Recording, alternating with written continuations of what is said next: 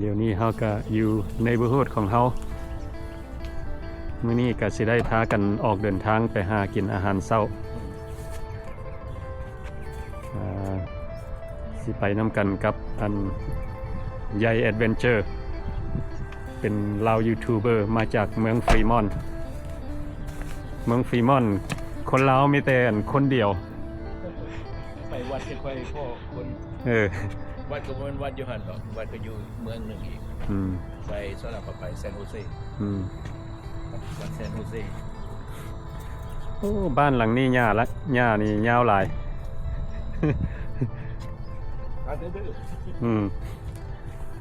หญ้าบ่ได้ตัด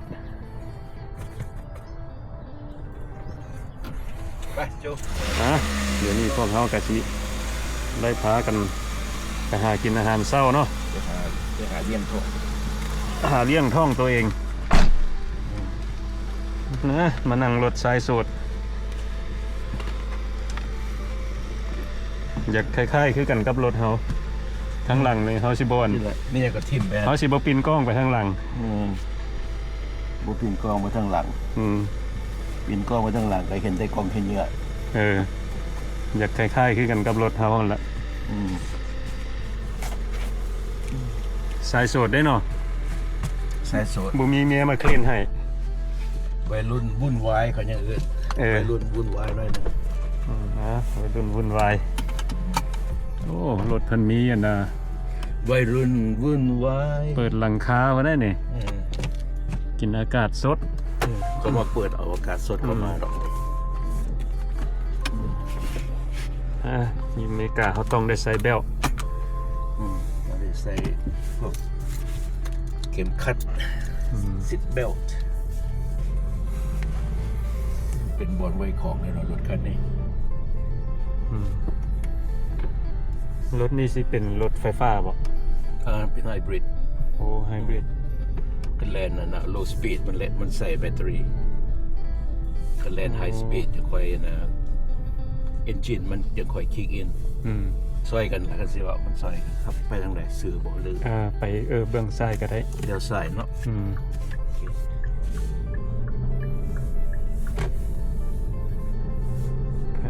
เป็นมาแต่ต่างเมืองเนาะบ่อยากรู้ทางปานใด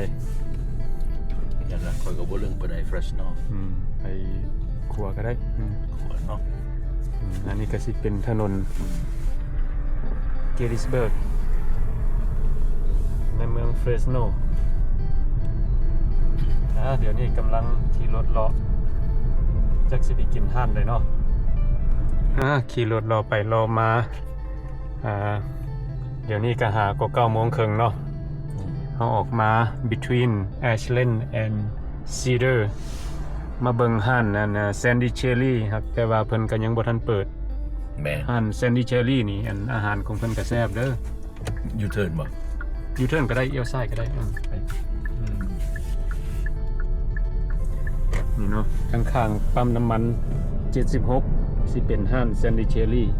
เพิ่นก็ขายอาหารลาวหลายแบบถ้าอยู่กับเหมือนกับอันนั้นปั๊มน้ำมันเนาะอาหารของเพิ่นก็แซ่บแต่ว่าบ่ทันเปิดบ่ทันเปิด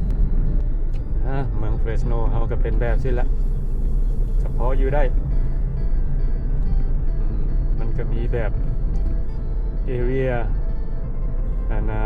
สวยงามแล้วก็เอเรียบ่สวยปานใดครับว่าปนกันไปนะอยู่บ่ว่าใส่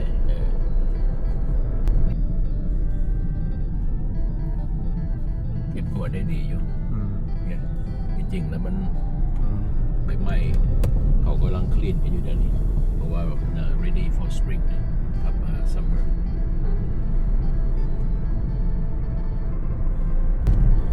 จังไดก็สิได้กลับไปห้าน AC Daily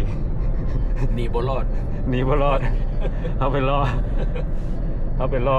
ซอกกินอาหารลาวเนาะมีแต่ห้านเดียวนี่เพิ่นเปิด early เขาก็เลยถามยายแอดเวนเจอร์ว่าอยากกินบ่อาหารอเมริกาเพิ่นว่าโอ้โนกินจนเบื่อแล้วเนาะสมัยบอนคอยอยู่มันบ่มีอาหารลาว มีแต่อาหารเวียดกับจีนกับต่างชาติทั่วไป AC Delhi ในเมืองเฟสโน เปิดเศร้าก็มูแล้วก็อาหารแซ่บ หลายคนสิคิดว่าห้วยคือเที่ยวมาถ่ายแต่วิดีโอหั่น AC Delhi แท้วะ ของมันแซ่บ ของแซ่บเนาะ ของมันแซ่บของมันไวบ่ต้องได้รอถ่า ไว้แมนแท้แล้วก็พวกเขาก็ไปรอมาเลยเด้บ่มีห้านใดเปิดนี่มีแต่ห้านอาหารอเมริกา มีทานกาแฟเปิด มาฮอดแล้ว AC Delhi จะเบิ่งกันนะปั๊มน้ำมันตัวนี้แห้งชื่อก่อน นั่นแหละคือกันกับนา AMPM อยู่บนแถวกัน AMPM เขากายมาบางอย่างนี่4 ดอล 49 ตัวนี้ถือก็อยู่ว่า 4 ดอล 9 เซนต์อยู่นี่ 9 เซน 4 ดอล 9 เซนต์ ครึ่งหนึงน้ำมันครึ่งหนึงน้ำบ่จัก โอ้ยบ่ได้เรื่องนะแบบนั้นนะ เว้าลิ้น เพิ่นเว้าเล่น ตัวนี้ถือก่อน4 ดอล 9 เซนต์ between Shaw กับ 6th Street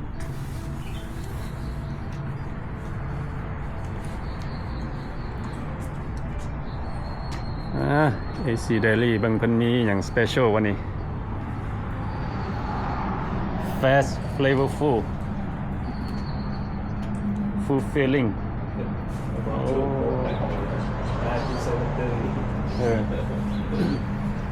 everyday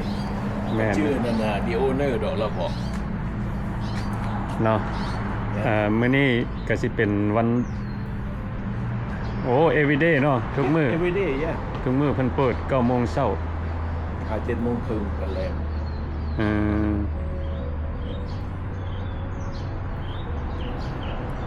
ไปเข้าไป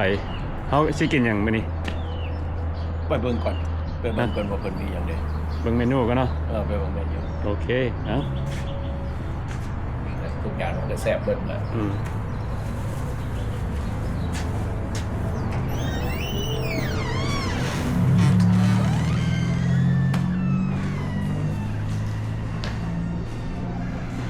มีแต่ห้านเดียวนี่แหละเปิดตอน แล้ว เช้า เราก็อยู่ในประจำ customer เพิ่นก็ยังบ่ทันนั่นเนาะ customer สงสัยมันเมาข้ามอยู่ ถ่ายให้พี่น้องได้ตัวนี้อีกนี่สำหรับสำหรับคนบ่อยากท่าเรียนแถวเอามาออเดอร์อยู่นี่ก็ได้นี่ touch to start เอามาบีบนี่แล้วก็มาเลือกเอามาเบิ่งเมนูเลยว่าเฮาสิกินนี่หยังนี่เพิ่นก็มี แนวสดร้อนๆแล้วเนาะสดใส่ข้าวเปียกแล้ว นี่สเปเชียลของเพิ่นข้าวเหนียวจืนไก่กับแจ่ว8 ดอล 49กับมีซีนหมูใส่อัวขั่วข้าวyes โอ้เพิ่นก็มี มีฮอต Chinese sausage ใส่กรอกหวาน ใส่กรอกจีน ใส่กรอกจีนทอดเอโกรชาเมงขั่วข้าวหมูแล้วก็นี่เขาสิกินตัวนี้มกปลานี่ ก็คนใส่นักเก็ตเนาะsteam fish nugget นี่แล้วเอานี่มากินน้ำนี่เอาไก่ออเดอร์หนึ่งเนาะเอามากินน้ำกันก็ได้เนาะก็เพราะว่าตอนแช่กันตอนเช้าเขาบอกกินหลายเอาไก่เจ้าสิเอาใส่อัวป่ะ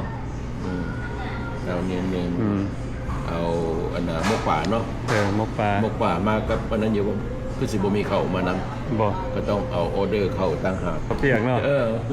เอาแล้วล่ะสิเอาอยู่ปะบ่ขึ้นยากเนาะเพราะว่ามาสุดก่อนนั้นเขากินแล้วบ่ขึ้นยากเมื่อวานนี่ก็กินข้าวเปียกเลยเมื่อวานก็กินข้าวเปียกมื้อเจ้าจะหน่อย FC เพิ่นสิว่าอันสิเป็นข้าวเปียกบ่เอาเนาะข้าวเปียกเนาะเอาแบบธรรมดาหน้าสิเป็นข้าวเปียกเอาเรา breakfast โอเคเอาไก่อันนึงเนาะไก่ห่อแหละไก่เอาหรือเปล่านี่เช็คเอา เด็กมีเลยดิ โอ้ ได้ไก่ละ มีไก่ ในหมกป่า หมกปลา ข้าวเหนียว ข้าวเหนี ปั้ ย น ว หนึง ข้าวเหนียวปั้นหนึ่ง ตัวนี้เป็นคามโบดิมีไก่มีเจียวมีข้าวเหนียว แล้วก็หมกปลาอืม แล้วนี่อาหารบ้านนาอยู่ตอนเช้า อืม อาหารบ้านนอกบ้าน มี นา แต่เท่านี้เนาะ ตอช้ ผู้ดีเป็น18ดอน71 เออ เสี่ยวกาแฟบ่เจ้า เออ อ่า โอเคเราต้องไปสั่งอีกอยู่พุ่นเป็นบอก อืม โอเคอินเทอร์เน็ต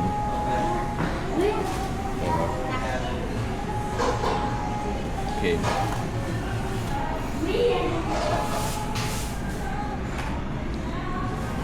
นี่ นะ ใส่โทรศัพท์จ่ายง่าย ทันสมัยดีเนาะ ๆตัวนี้ความสะดวกก็คือความสะดวก นี่คือการเขาใส่ความสะดวกในการจ่ายซื้อของกินและของอยูกินในอเมริกา โอ้ นี่ใช่ เทคโนโลยี เทคโนโลยี โมเมนต์ รอ ของ อีกประมาณ5 นาที อีก5นาทีเนาะ คิดว่า อีก5นาทีเฮาก็สิเลาะรอเบิ่งถ่ายให้พี่น้องได้เบิ่งเนาะข้างใน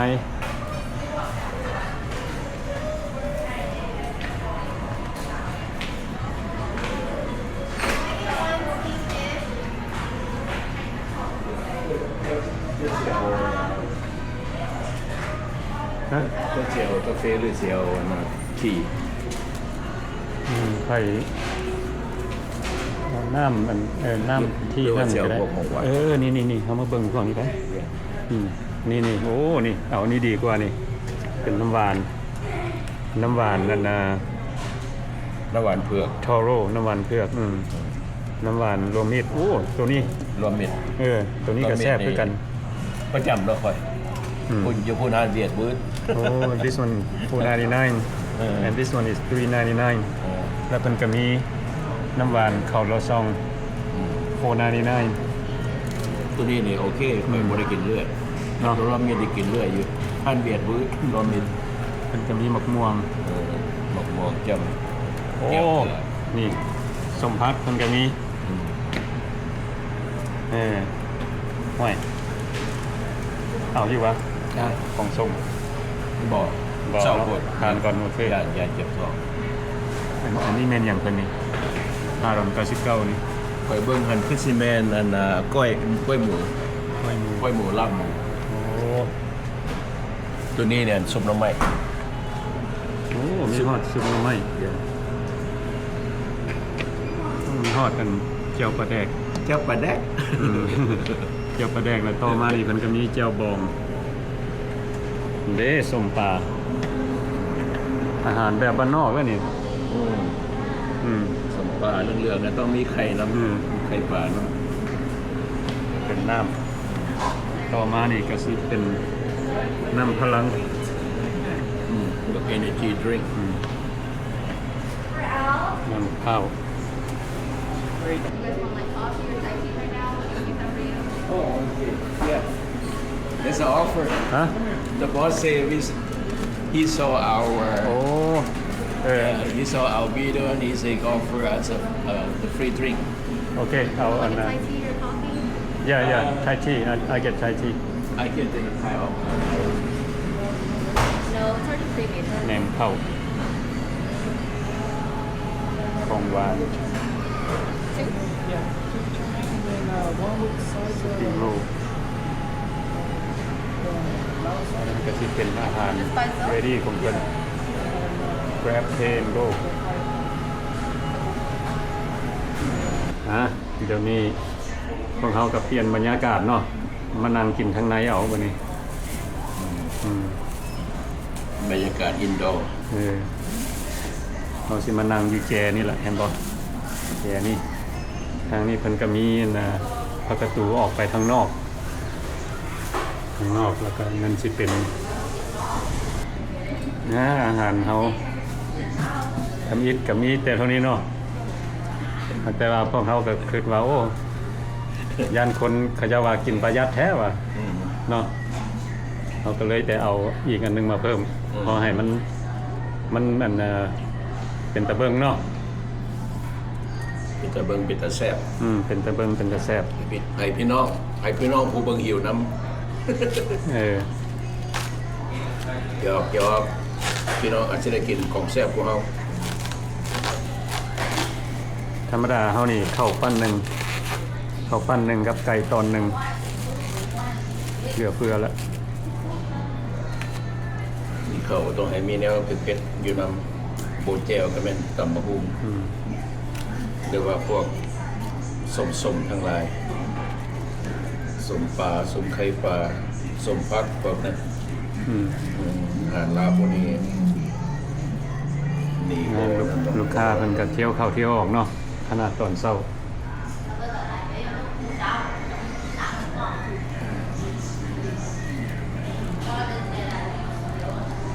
โอ้ฮ้อนขนาดเลย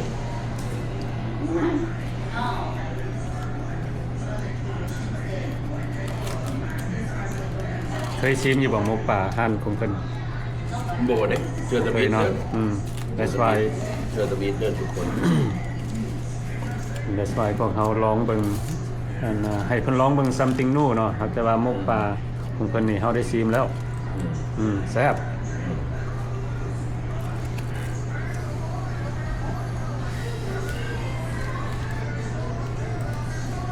ทำอีท สิพี่น้อง ทำอีทว่าสิเอาข้าวเปียกว่าซั่นขึ้นไปขึ้นมาโอ้ยเมื่อวานนี้เฮาก็ได้กินข้าวเปียกแล้ว เปียกอยู่วัด อยู่วัด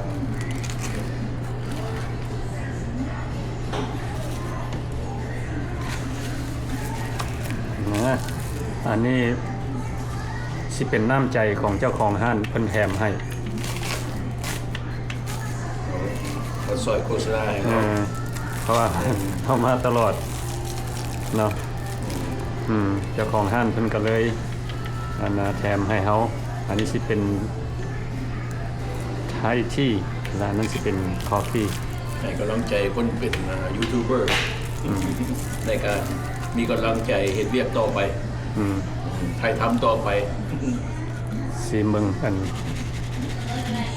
ไทยที่ของเพิ่น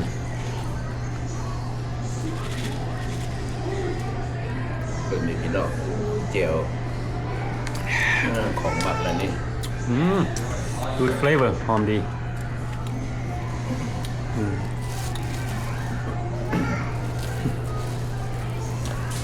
เอาน้ำล้างมือ เพราะว่าเขาใส่มือกินเด้เขาก็ต้องได้ไปล้างมือก่อน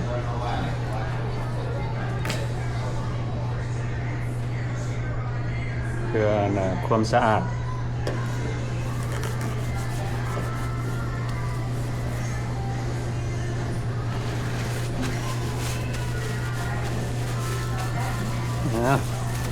ข้าวเหนียวห่อนๆกับมีแจวได้อีกแจวอันหนึ่งนี่อยู่นี่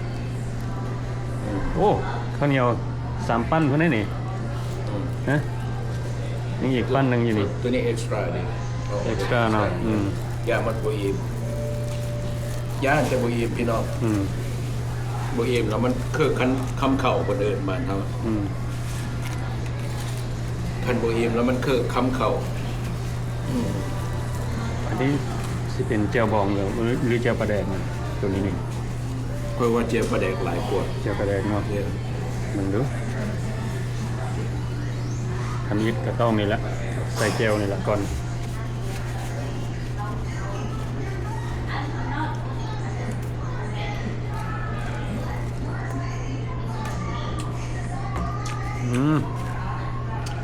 ผักอะไร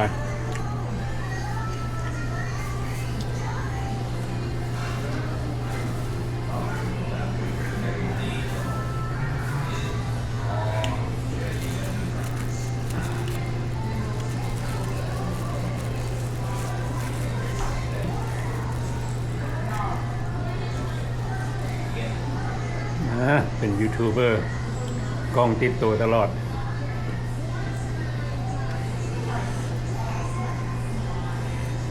ลองเบิ่งมกป่าของเป็นมกป่าบุมีก้างคุยแล้ววันนี้นะเฮา สมัยนี้กินข้าวนู่ทางคุยบ่คือสมัยตะกี้เนาะสมัยตะกี้นี่ได้จ้ำเอา เจอแล้ว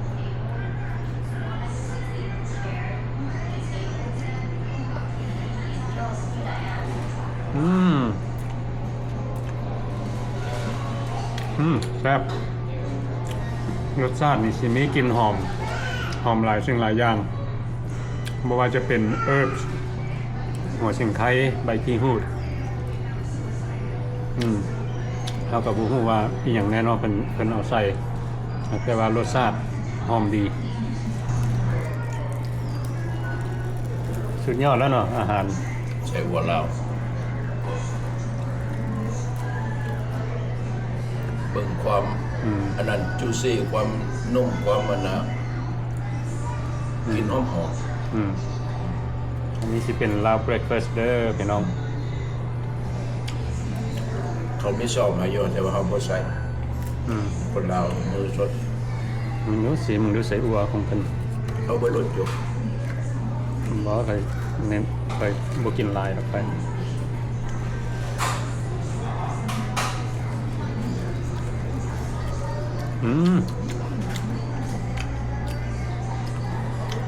โอ้จะมีรสชาติกลิ่นหอม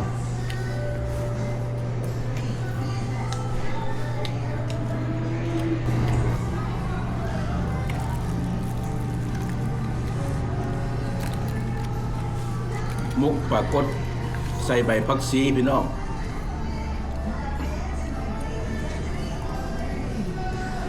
ใส่ใบผักชีเนาะ ก็ใส่ใบนะโหระพาน้ำแห้งแซ่บเติมอีก มีเส้นร้อน ปลาหมกปลา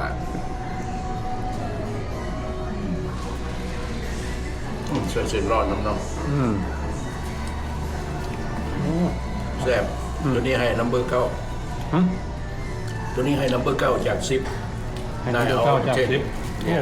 นายเอา10 ว้าว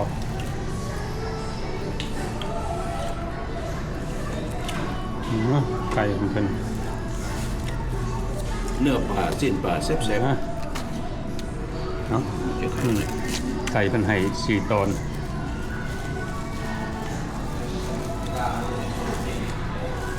เด้อ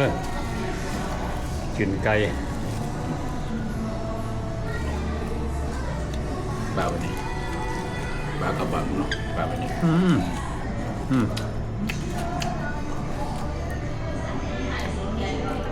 แก้วปลาแดก อาหารของเฮานี้เบิ่งอาจจะบ่คือหลาย ตอนไก่เวลามากินอายุจะวันหลาย สำหรับเฮานี่เป็นคนกินบ่หลายอยู่แล้ว ไก่ สำหรับเฮานี่ข้าวปั้นหนึ่งไก่ตอนหนึ่งจำเจียว That's enough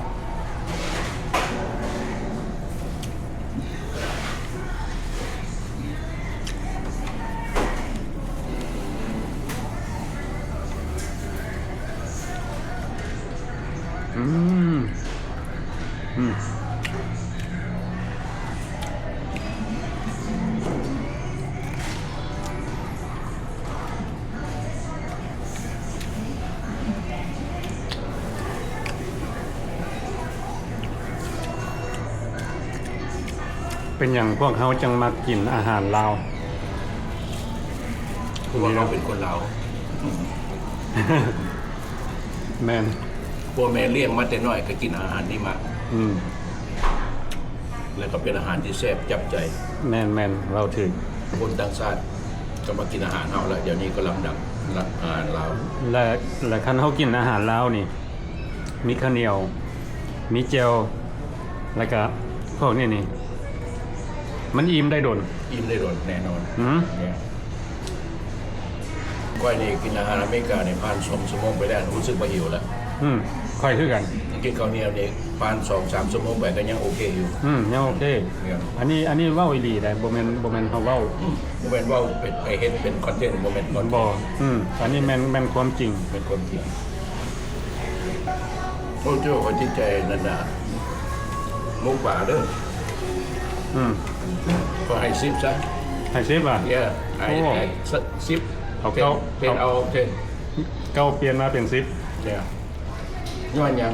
ย้อนหยังเอา หนึ่งมาข่อยมักปรากฏอยู่แล้วข่อยมัก catfish โอ้ สองมา very very juicy and tender นุ่มแล้วก็แซ่บ ค่อยก็ ว้าว ค่อยก็ว่าแบบเจ้า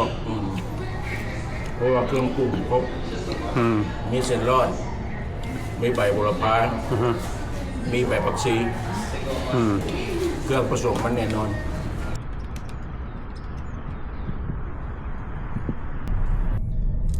วันนี้ก็สิได้พากัน ไปหาล้อต่อจากสิไปใส่กันยังบ่ฮู้นี่ ดาวเท่ายังไม่ทันเปิด แล้วเท่ายังบ่เปิดเนาะ เขาเปิด at least 2 ชั่วโมง อีก 2 ชั่วโมงคนกลางว่ะนี่นะ คิดว่าจังไดอาหารเช้าของพวกเฮามื้อนี้ ค่อยว่าแซ่บแต่ แซ่ ว่า บเนอะ โดยเฉพาะหมกป่าเพิ่นเฮ็ดแซ่บมื้อนี้ โอ้ หมกป่าเฮ็ดแบบอันน่ะแม่หรือว่าแม่เฒ่าเขาเฮ็ดสู่กิน โอ้แบบ traditional เลยเนาะ แบบ traditional หรือว่าแบบอันน่ะ homemade อา homemade หารเพิ่นพ่อแม่พี่ป้าน้าอาพ่อเฒ่าแม่เฒ่าก็เฮ็ดให้สู่กินอยู่บ้านเนี่ยเขาเอิ้นเป็น homemade homemade style old fashion ลาวหรือว่า authentic kind of Lao food สำหรับเฮาก็ว่าแซ่บหลาย เดี๋ยวนี้พากันอิ่มคักอิ่มแน่ละพุ่นละยันประมาณ 4-5 โมงแรงพุ่นละสิได้กินอีกนี่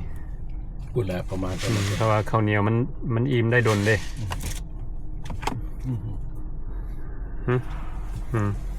โอเคบัดนี้เฮาก็สิจบคลิปนี้ไว้สำนี้ซะก่อนเนาะสิหาขี่รถเลาะแถวในเมืองเฟสโนนี่ล่ะ